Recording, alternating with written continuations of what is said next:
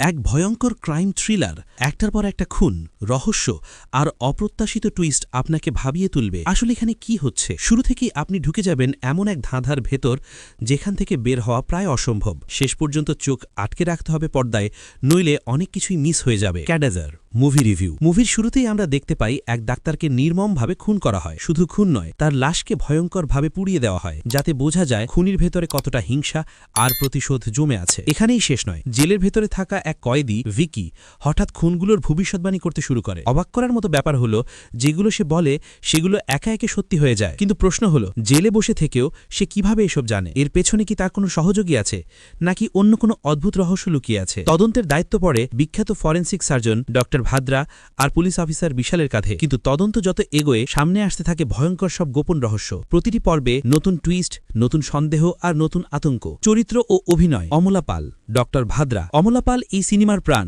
একজন forensic surgeon হিসেবে তার চরিত্রটা শুধু পেশাগত দায়িত্বেই সীমাবদ্ধ নয়, বরং তার ব্যক্তিগত জীবন, ভেতরের সংগ্রাম আর সাহসকেও আমরা দেখি। প্রতিটি দৃশ্যে তিনি নিজের অভিনয় দিয়ে আলাদা মাত্রা এনে দিয়েছেন। ভিকি, কয়েদি। ভিকির চরিত্রটা রহস্যময়। একদিকে সে খুনের ভবিষ্যৎবাণী করছে, অন্যদিকে তার চোখে মুখে অদ্ভুত এক প্রশান্তি। দর্শকের মনে বারবার প্রশ্ন জাগবে, সে আসলে খুনি নাকি শুধুই এক ধোঁকাবাজ? বিশাল, পুলিশ অফিসার। বিশালের চরিত্রটা গোটা গল্পে ব্যালেন্স এনেছে। তদন্তের মুহূর্তগুলোতে সে ভাদ্রার সঙ্গী, আবার অনেক সময় যুক্তি দিয়ে পুরো কেসটাকে নতুন দিকে ঘুরিয়ে দেয়। গল্পের গভীরতা। ক্যাডাভার শুধু খুনের গল্প নয়, এটা মানুষের লুকানো অন্ধকার দিকগুলো সামনে নিয়ে আসে, যেমন প্রতিশোধ নেওয়ার মানসিকতা, অপরাধ বোধ, ক্ষমতার অপব্যবহার, সমাজের ভেতরে লুকিয়ে থাকা দুর্বলতা। খুনের পেছনে কারণ জানার চেষ্টা করতে গিয়ে আমরা এমন সব সত্যি জানতে পারি যা ভেতর থেকে কাঁপিয়ে দেয়। সাসপেন্স আর টুইস্ট। মুভির সবচেয়ে বড় শক্তি হলো এর টুইস্ট। একবার আপনি ভাববেন আসল খুনি ভিকি, পরের মুহূর্তেই নতুন ঘটনা এসে আপনাকে অন্যদিকে ঠেলে দেবে। প্রতিটি মোড়ে গল্প এমনভাবে বদলায় যে দর্শক এক মুহূর্তের জন্য ঢিল দিতে পারবেন না।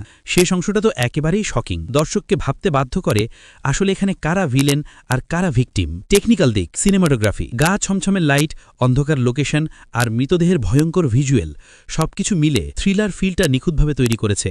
Background music. সাসপেন্স আর থ্রিলার মুহূর্তগুলোতে ব্যাকগ্রাউন্ড স্কোর দর্শকের শরীরে কাটা ধরিয়ে দেয়। এডিটিং। দ্রুতগতির কাট আর ক্লোজ আপ শটগুলো দর্শককে টানটান উত্তেজনায় ধরে রাখে। সবচেয়ে শক্তিশালী দিক, অমলা পালের দুর্দান্ত অভিনয়, প্রতিটি টুইস্টের অপ্রত্যাশিত ধাক্কা, ফরেনসিক ডিটেলস আর তদন্তের বাস্তবসম্মত উপস্থাপন, রক্তহীন করা ভিজুয়াল।